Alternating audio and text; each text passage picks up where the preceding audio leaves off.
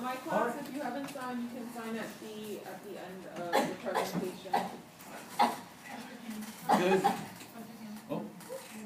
Good morning, everyone. Good morning. Hello. Hi. Good morning. Good morning. Good morning. I'm glad you're all here. Welcome to Fake News, How Not to Be Duped on the Internet. Who here loves the Internet, right?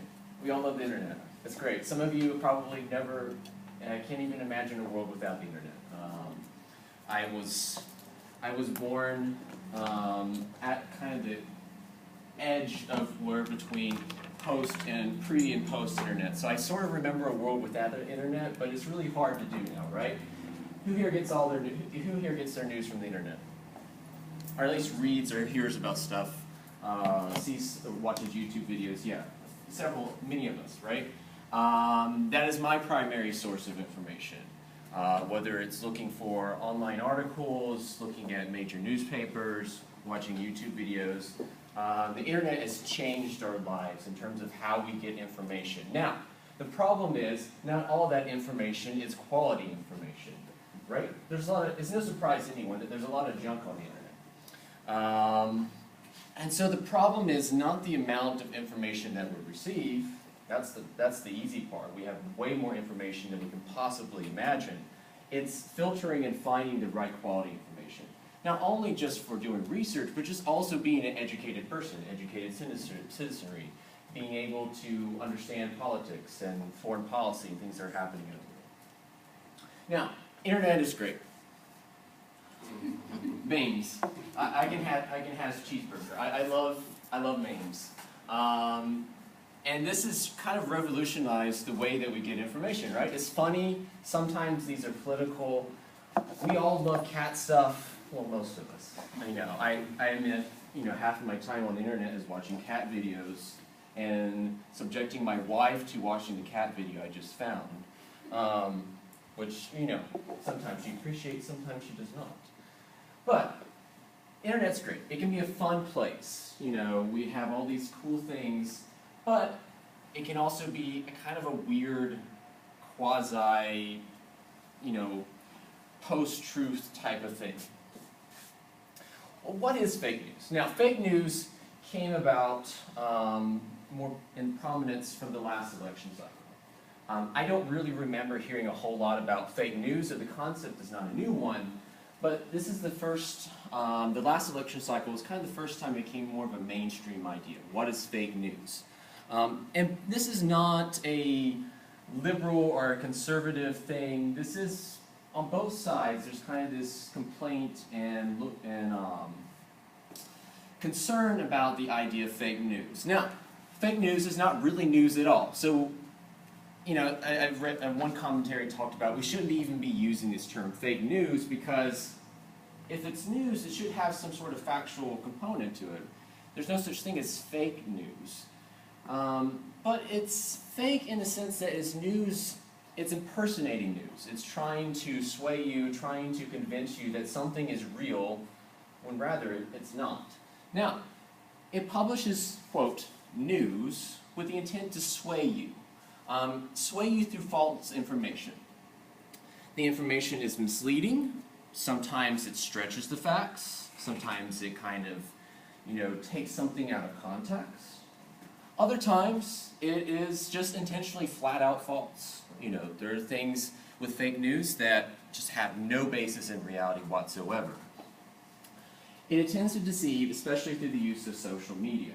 And that's kind of where fake news really got big, in terms of its use being spread over social media. So we're talking about, especially Facebook. Facebook was the big, proprietor of fake news.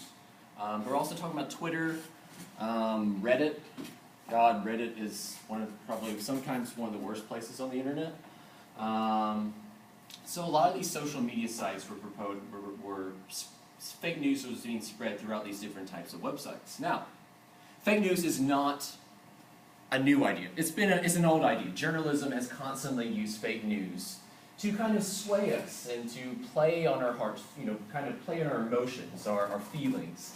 One of the most prominent examples of so-called fake news can be found at the start of the Spanish-American War. Now we're going way back, about the 1890s. Newspapers started publishing what was then called yellow journalism. It was related to a comic strip about a boy dressed in these yellow clothes. And the term yellow journalism kind of became a term being used for sensational news. News that's somewhat factual, but really intended to motivate the American public to have certain opinions. One of these being, there are certain newspaper owners like Randolph Hearst who really wanted a war with Spain. At the time, in the 1890s, Cuba was controlled by Spain, and America was, there was this desire to assert American dominance in global politics. And so newspaper owners like Randolph Hearst wanted the American public to be supportive of kind of a war with Spain. What happened was the USS Battleship Maine was in a harbor in Cuba, blows up mysteriously. Don't know the reason why, but what the newspapers do, those owned by Randolph Hearst, is instantly blame the Spanish with no evidence at all. So Randolph Hearst, one of his newspapers was the New York Journal.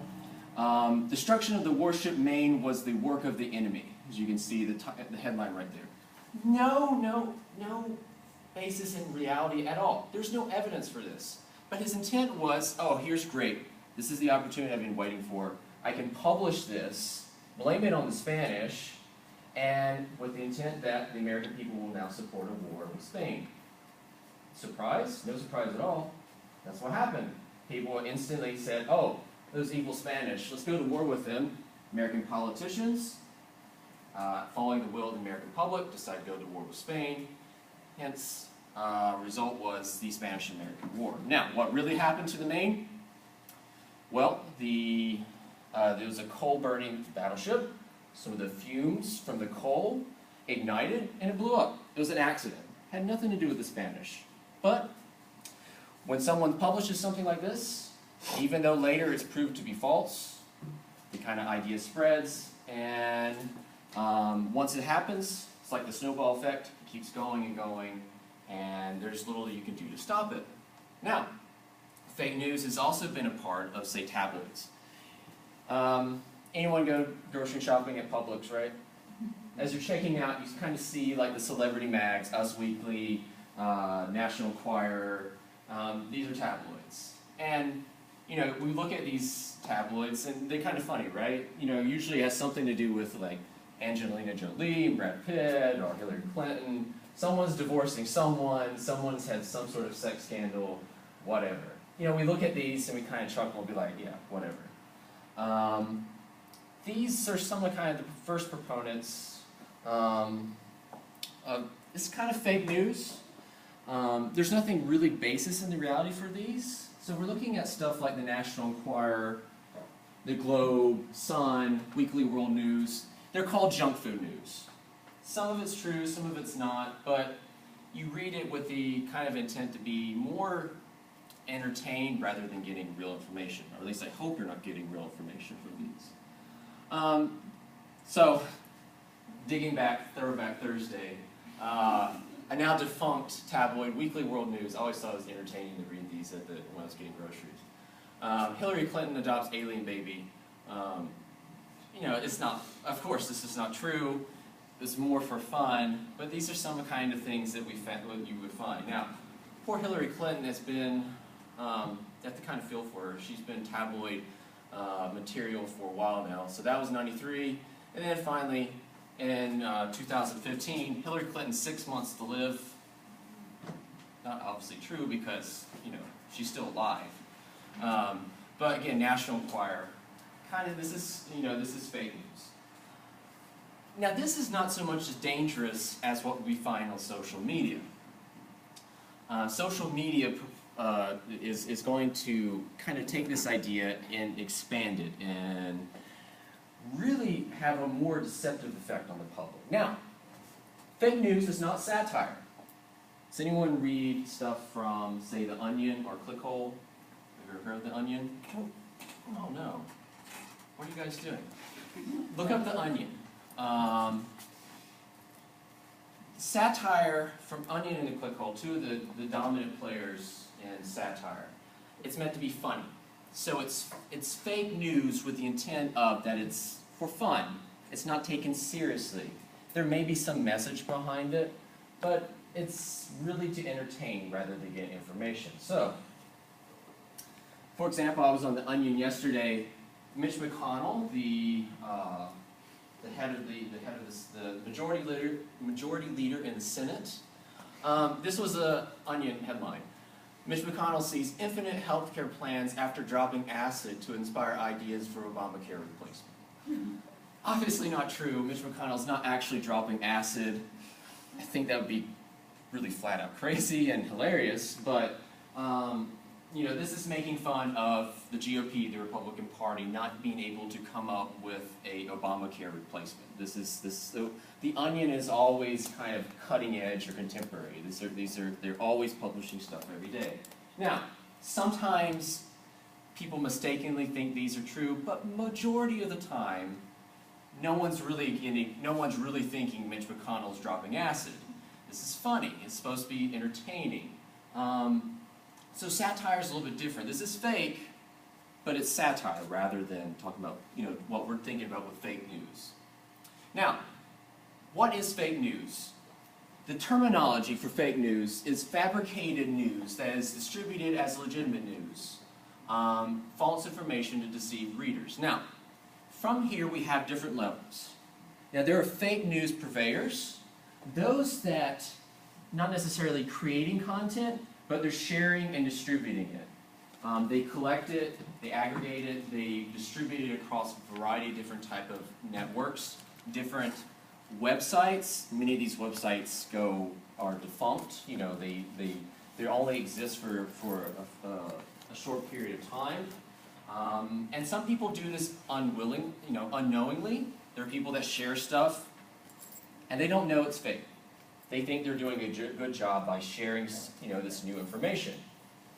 A lot of these people are actually really trying to deceive you, either for kicks or they're getting some sort of revenue from it. A lot of these fake news are generated by people do this to make money for many times. Misleading information.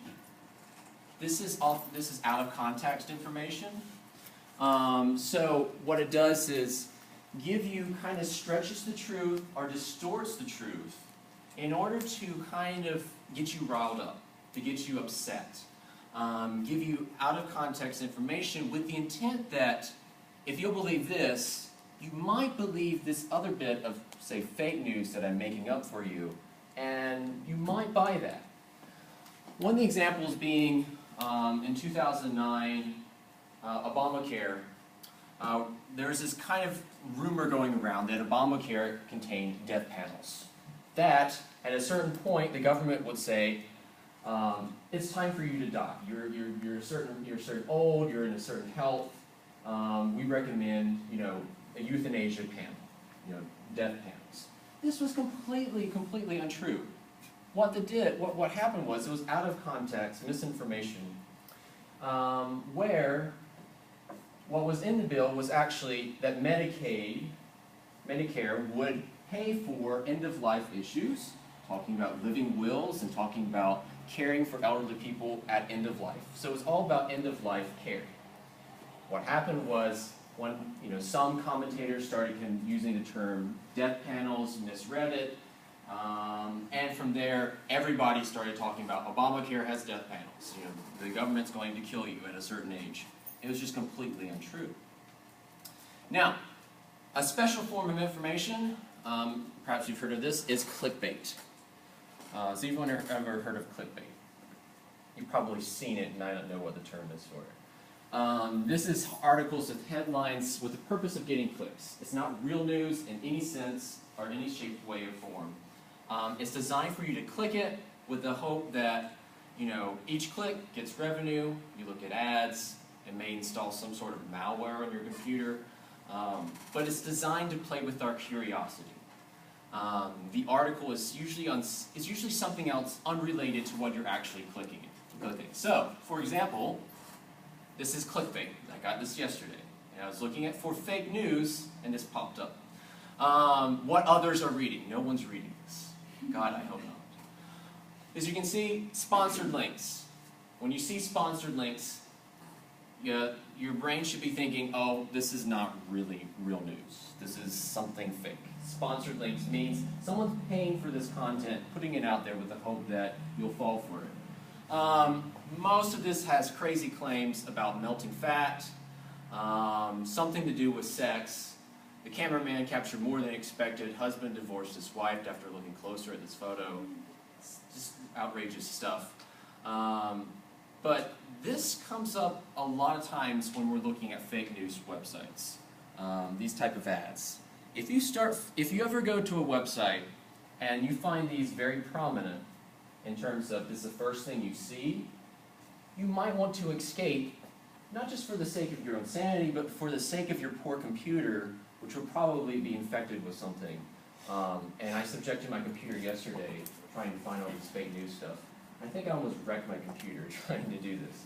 Because it wanted to install every type of viral thing imaginable. Now, fake news on social media. Now this is what we're really looking at when we're talking about fake news. Fake news on social media has really exploded over the past year, starting about 2015. And it's no coincidence that this happened during the election cycle. Elections generate a lot of buzz, right? We all have feelings, emotions, we all support some sort of candidate. Now, how does fake news work? Now, before fake news, of course, before social media, fake news distributed in more, well, these are kind of antiquated ways now when we think about it, but the most, it would distribute by email.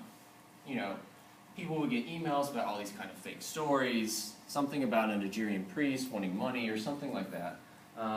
Funny stuff, some of it true, some of it had the appearance of truth, but it was usually fake. Now with social media, fake news now appears in our Twitter feeds, Facebook feeds, appears on Reddit, and a variety of other social media sites. Often we have no real control of what's showing up on our feeds. When I look at Facebook, I look at what's trending. Facebook uses algorithms to determine what people are sharing, what people are liking, what people are talking about, and these algorithms are computers are doing this. Now, what happened with Facebook was that they let it all be wide open. There was no filter. They just let the computers choose what people were sharing and so when someone would log in, whatever was being shared, true or not, that would appear in your feed as, quote, news. It would be under the news or trending topics. Now, how does something go viral? How does something that's out of context, how does that develop and go viral? Now, it depends on the right combination on headline, picture, and timing. All these three elements are important for making a fake news story go viral. Sometimes people craft these intentionally. Sometimes it's completely unintentional. Someone trying to do something, trying to give information that they think is actually true. Fake news on social media. So, last election cycle, this is after the election, shortly after the election, Eric Tucker and the, quote, bus tweet. So, November 9th, shortly after President Trump is elected president-elect, there erupts anti-Trump protests. People keep thinking or speculating, all these protesters, they're probably paid protesters, Eric Tucker, not a journalist at all, works at some sort of marketing firm, I think, in Austin, Texas, had about 40 Twitter followers. Not a big name at all. No one knows who Eric Tucker is. He takes a picture of buses in Austin, Texas, a big row of buses. Now he knows that Trump is supposed to be in Austin, Texas that day. He also knows that people are supposedly going to be protesting Trump. he kind of puts the two and two together, sees the buses, and thinks, oh my God, these are actually paid protesters. These are, he kind of works that out himself. He had this preconceived idea about paid protesters, and he thinks he's found the evidence. So, he takes the pictures of the buses, and so anti-Trump protesters in Austin today are not as organic as they've seen. Here are the buses they came in. So, he posts this. Eric Tucker only has 40 Twitter followers. What happens is, over 2 days, his pictures and the combination of his tweet and his hashtags, his post will be shared 16,000 times on Twitter, 350,000 times on Facebook in just 2 days. Tucker's post was shared on Reddit, and then it was picked up by partisan websites, or partisan website fake news purveyors, conservative purveyors, those that distribute news, on, say, Robertson Family Values and Donald Trump Commander-in-Chief 2020. These are Facebook pages that distribute conservative information. They share it. Then bigger websites such as freerepublic.com and Gateway Pundit also shared the image. Problem? None of this was absolutely true at all. The buses had nothing to do with the protest. Plenty of newspapers and news outlets, both conservative and liberal, contacted the bus company, and they said they had nothing to do with this protest. They were just, they were doing their normal business.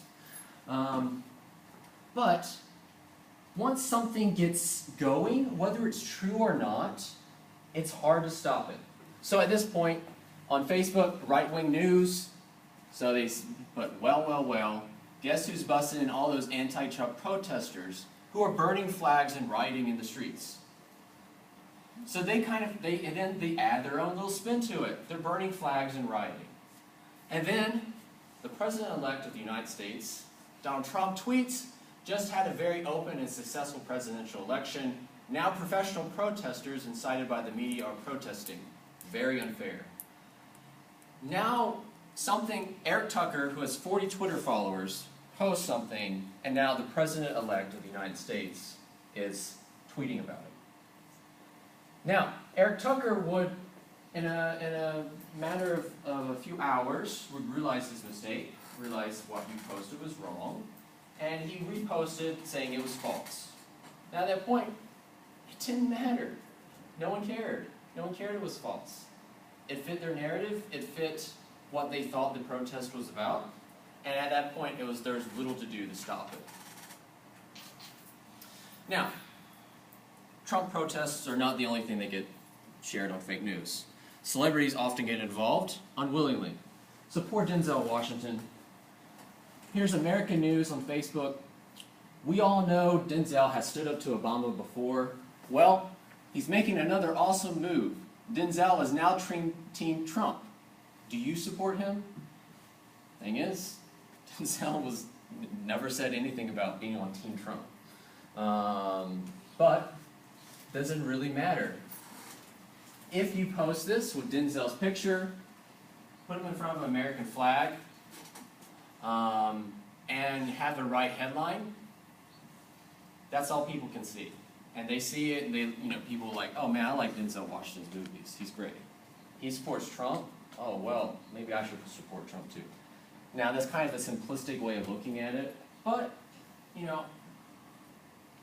if you're scrolling through social media and I'm just seeing this, I may not necessarily see it's from AmericanNews.com, a website that may or may not exist anymore.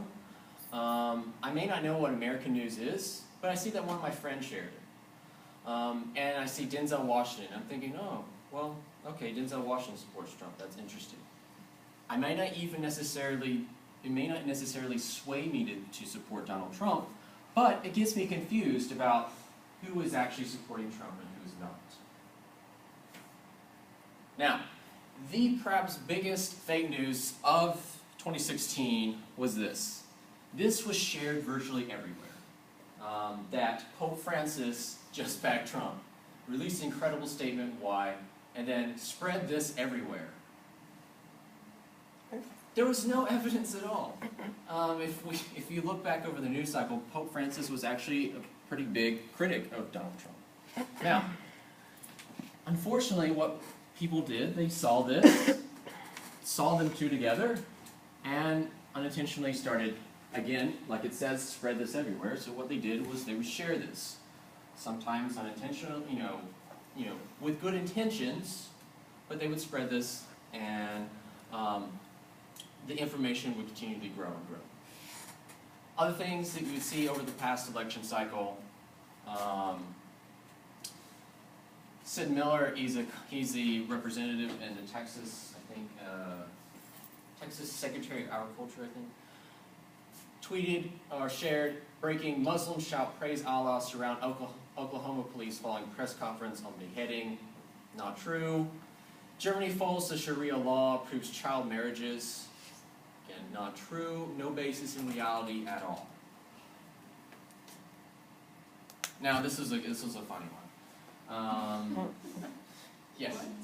Yes, this is real. It's not real, but this was shared, and people believed it. Someone took Fox News, kind of changed it. There's a Facebook page that calls himself Fox News, the Facebook page, not affiliated with Fox News at all, but used their same format, and Obama proclaims Mother's Day to be renamed National Abortion Freedom Day. With a picture of those supposedly celebrating abortions, and that's people who, those are fans of the Insane Clown Posse, not people getting abortions. But, this type of stuff, it seems really silly when I take it out of context and I put it on the screen and we kind of look at it. But so many people look through Facebook, Twitter, whatever, and they see this, they don't even notice that this is not really Fox News. They see what looks like to be a legitimate screenshot with Obama, and if they already are thinking that Obama supports, is not pro-life, we know Obama is pro-choice. If we have this kind of idea about Obama, this serves to, we look at this and think, oh yeah, that's right, Obama hates, Obama supports abortion. Maybe they believe it, maybe they don't, but it further fuels their own ideas about what Obama believes or does not believe. Now, this is not a conservative problem in itself. This is also a liberal problem. Kellyanne Conway, counselor to President Trump, got in hot water recently by making some statements, and she was prevented from speaking about Trump for a few days. She was suspended for a short period of time. Kellyanne Conway, two different, one conservative, one liberal, twist the story around. So the liberal story reads, White House finally, in caps, gives Kellyanne Conway the boot, are you glad? And then the conservative one reads, White House just gave Conway the boot, prepare to be infuriated. Funny thing is, the same company owns both of these websites. Same company. All they did was take a story, twisted the words around, took a stock image of Kellyanne Conway, changed the supposedly author, and shared it on their websites. They own the same websites. They don't give a rat's behind about whether it's conservative, liberal, whatever. They want you to read it, they want you to click it, and hopefully when you click it, it generates ad revenue for them. For a lot of these, it's about making the money. Now, fake news websites. Now, a lot of these fake news websites try to look like legitimate news. This was especially early on in the fake news type of cycle last year. Some of these try to look like well-known organizations. So ABC, CNN, and Fox News. They would change the URL the link to look like, say, the actual link for Fox News or CNN or ABC. So, looking at this, we can see the CNN headline, the logo there. Obama signs executive order banning the national anthem at all sporting events nationwide. Not true, never happened. But what you do is you have a logo, looks like CNN, you take a stock image, you can get this anywhere. What they do is they Google images. I can Google this image and find it anywhere. It's a Getty image, it's public domain. And they create some sort of kind of bogus story. Sounds true, uses real terminology, refers to real people, but no factual evidence. There's no links. If it does link to something, like evidence, it's something totally unrelated, or it links to another equally dubious source. Now, looking at this, what should tip you off if something is not real? You start seeing ads here. Usually for stuff that is just flat out just weird. This one, you can't probably read it, but you'll never go to Vegas again once you try these online slots. Normal websites don't have that type of stuff. They may have ads, but they're more legitimate businesses. This one, CNN, this one's a little bit more clever. Use the actual CNN logo with the red. Looks more like CNN. But here, Stephen Hawking develops a computer code unlike any other. And if you clicked it, you would supposedly get this kind of tip. Something about making money. If you know, Stephen Hawking has developed this awesome tool that normal people can use to make money, whatever. Stephen Hawking never did any sort of the thing. But you click it, everyone thinks, oh, I like Stephen Hawking. He's a smart guy. You know, if he's developed a computer code, cool. This one's image of BBC, so something to do with, you know, weight loss. And then ABC News. You know, again, nothing real about this at all. Now, fake news websites have gotten more clever. Now, a lot of these have stopped using real logos because, you know, they might get a cease and desist letter from CNN saying, if you keep doing this, we will sue you. And what happens to these websites is often they disappear very quickly.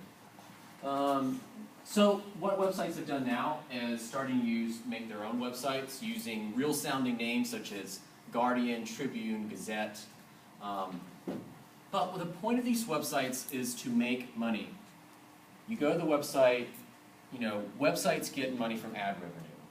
So one guy, Justin Collar, created several fake news websites, both conservative and liberal. So stuff here like Conservative Frontline, Denver Guardian, United Media Publishing, usatoday.com.co. What he did, this guy lives in the suburbs. Has a wife and kid, normal guy. Makes these websites, has a small team. He was making somewhere around $10,000 to $30,000 a month just on fake websites. And it really doesn't take him a whole lot of time to do. He gets the domain name, creates some bogus articles, does some, you know, minimal web design, and voila, he has a fake website. Sometimes it stays in a few months, then it gets taken down, he does another one, and he makes money off of this. And it's legal, you know, there's no way to, you know, stop him from doing this. But, you know, these are the type of people that are doing this.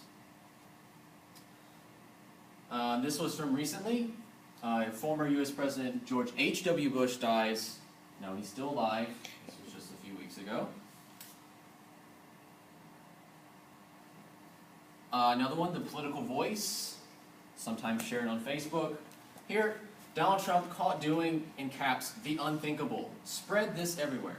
Another tip, if it tells you to spread this everywhere, don't, you know, resist the urge to spread this everywhere because it's probably not true. Now, again, you notice here, ads. One with Jesus on the bread. I don't know why that's for. Something about weight loss. And then something about, you won't believe the moment's caught on camera. Again, bogus stuff. UFB News, I found this one just yesterday. And so I opened the website. Immediately it attacks my computer. See this here? You may need to update your window drivers. I do not need to update my window drivers. They're very updated. But it wanted me to scan and install God knows what on my computer. And don't ever click yes. If it tells you, just whatever you have to do, unplug your computer to save yourself. But this should be the tip. Now, again, what do we see on this website that tips you off that this might be a fake website? The ads. The ads, right. Again, it's a simplistic model done over and over and over again, but somehow it works. I mean, at least this one has a Chevrolet ad. That one's a bit more recognizable, but you know, these ads here are big tip-off. Now, I went to this website, and then I loaded another one. 2 different websites. And again, it wants me to install a Windows driver. These websites are owned by the same person. I can't remember which group it is. But again, the DC Gazette, again, it wants me to install something. It's trying to sell me a Kindle, and it thinks I need to regrow my hair. But this type of stuff, the thing about these websites is they don't want you to stick around for too long. Because if you stick around too long, you'll figure out it's bogus. You know, no one's that gullible. Well, take that back. Some people are really gullible. But what I want you to do is click on the link in your social media. It takes you there. You look at it for a few minutes. You might click on an ad. You might install the driver that it really wants you to install. And if you've clicked it, their mission is done. They've gotten your interest. Another thing here, Rex Tillerson, the Secretary of State and the Trump administration. Again, if it's sensational, does something huge, and Trump is livid, Trump is always upset about something, but it's not what Rex Tillerson is doing. If you see here, again, notice the ad about something, seniors can't get enough of this memory boosting junk food. Normal webs, I don't even know what that is, and I don't want to click it and find out what it is. Looks gross. But normal websites don't do this. They don't have information here, then an ad right in the middle of the page, and then information, and then the same ad again. That's just lazy website design, and if you go to the New York Times or Wall Street Journal, you're not going to find that. Again, in the Fed News, another famous one, again, more ads, and then something about Viagra. If you ever see a website, a news website, and the first thing you see is something about Viagra, probably not a place you want to hang out too long. So again, not a real site. This one just made me laugh. It's horrible. But again, your Wire, your Newswire, CNN, supposedly CNN, drunk Hillary beat shit out Bill Clinton on election night. I mean, I don't know where they got this picture. Poor Hillary Clinton. I mean, whether you support her or not, she's been fodder for too much of this stuff. But apparently she flew into a violent fit and beat up Bill Clinton. Not true. So, these are some of the examples of some of the fake news websites you may come across. Now, the problem is, these are changing all the time. Now, some of the websites go down. New ones reappear. But again, stuff like abcnews.com.co, if you see .co, normal websites don't have .co after .com. Has something to do with this is not a real domain. Fox.USA radio, it's using the Fox name, but has nothing to do with Fox News. A lot of these are WordPress. So again, people using software, freely available internet to create their own website. And WordPress is great. I like WordPress. You can make pretty good professional looking websites out of these. Again, worldnewsdailyreport.com. I tried to click that, and I think my computer just like stopped working for a little bit. So if you're curious, you can look at these, but do so not on your own personal computer, or at least do a virus scan afterwards. Now, the impact of fake news. Why is this important? Well, I think it was last December, no, earlier than that, last year, a guy in North Carolina was reading about fake news. There was a story going around about Comet Pizza in Washington, D.C. Supposedly there was this child sex ring going on in Comet Pizza, somehow involved with Hillary Clinton, somehow to do with WikiLeaks. It's a lot of crazy stuff, but this guy seriously thought that Hillary Clinton was running a child sex ring out of Comet Pizza. So, guy drives to Washington, D.C., brings a gun, and starts trying to kill people at Comet Pizza, and takes matters into his own hands.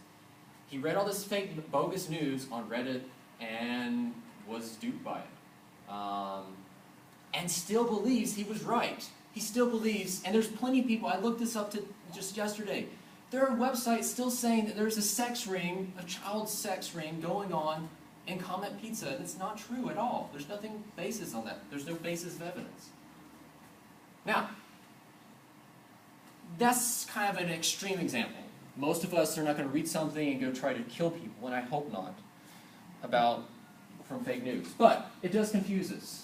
An American public is confused about what is news and what's not news.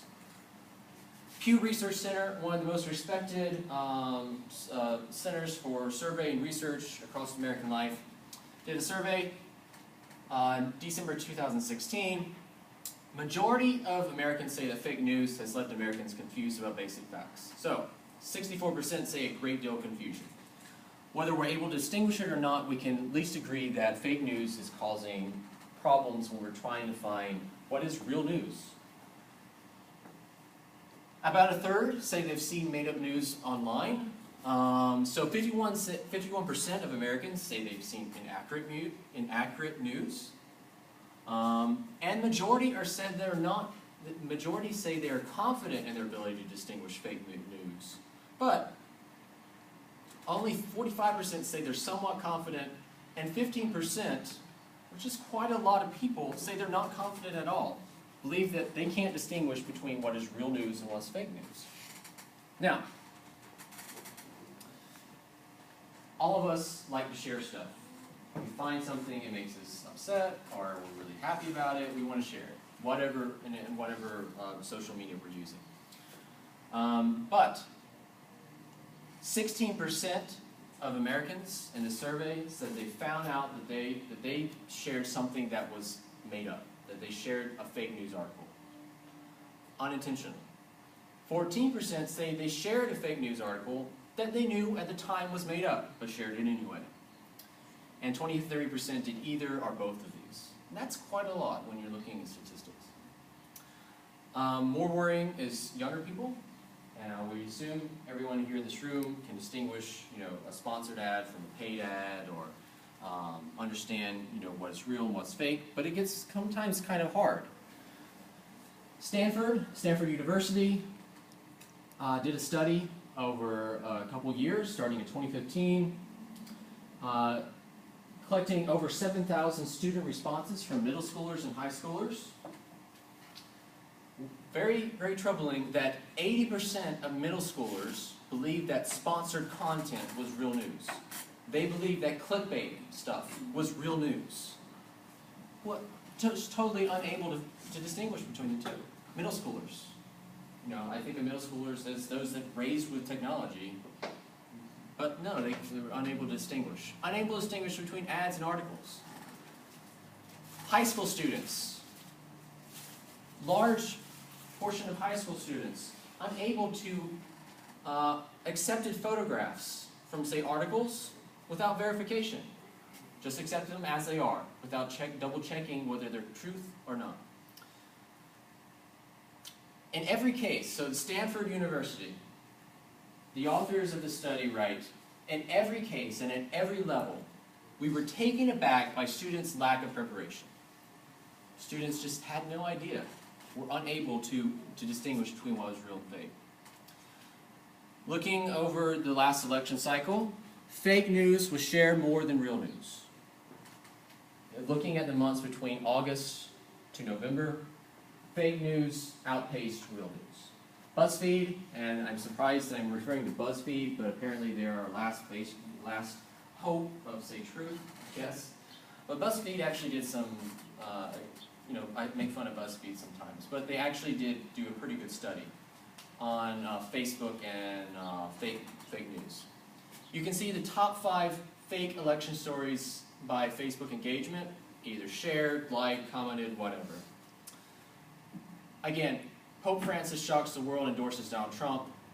That was shared some 960,000 times. Something that looks totally bogus, shared almost 1 million times. WikiLeaks confirms Hillary sold weapons to ISIS. This was shared almost 800,000 times. Again, it's all bogus stuff. Total Facebook engagement, top 20 election stories. Fake news beat real news. 807 million fake news stuff was shared. Only 7.3 million real news. And when they count real news, they count both conservative and liberal major news outlets. Fake news, this is why this is stuff making it is so important to talk about, because fake news is winning in many of these outlets. So, how to recognize fake news? It's not that hard, really. We've already talked some about this, but it's really not that hard. Examine the headlines. Is the headline in all caps? Is it sensational? Is it opinionated? Is it unprofessional? Normal news outlets don't write that Hillary beat the shit out of Bill Clinton. It's just, they would use something else to describe that, but they wouldn't say that. Banner ads and pop-ups.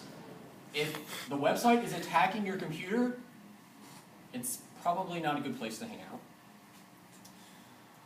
If the domain is unusual, pay attention to URLs. I know that's something we don't really think about anymore with Google, but when you click something, look at where it's linking you. If it's something like .co, if it's like a foreign website, so some of these had .de, which is a German domain. If it's, bless you, if it's something you don't recognize, be a little cautious about it. Stick with, if it's not .com, .org, or .edu, something else, then it's probably not worth your time. Check links. Stories have hyperlinks. So if you read a story and it's in a blue text or some sort of colored text, you can click that, it will take you to another article verifying its sources. Do that. Fake news will try to do this, will imitate that, but what it links you to is usually as fake as what you're finding on that website. Or it links you to something totally unrelated. Check links on story, then find an about page. Now some of these websites try to get clever. They'll put an about or a disclaimer, and they'll say, a lot of this comment is fake or satire, meant for entertainment purposes only. Thing is, the website doesn't really advertise itself that way. It will hide their about page. You'll have a hard time finding it. It doesn't immediately look like satire, but they put this as a disclaimer to kind of get themselves, a way out, saying, it's for fun, don't take it seriously. But it really is trying to fool you. Verify. Whenever you find something or read something and it sounds weird, do Google. Type it in Google. Search other news outlets. If you can't find that story by at least 1 or 2 or 3 other outlets, then it's probably not true. Now I know some stuff has breaking news and just happens, but if you think it's weird that Obama made National Abortion Day, look it up, and if you can't find it anywhere, then it's probably not true. Check dates. If everything is old, then it's a good chance that this is a fake website. Or if the dates seem to be all on one day, then that also means it might be fake. Check the author. Who is the author? Is this person an actual reporter? And yes, you can look up reporters online. They usually have LinkedIn pages or an about page. If you can't find anything about a reporter, or, as what I noticed, a lot of websites have the same author, then it's probably something unusual there.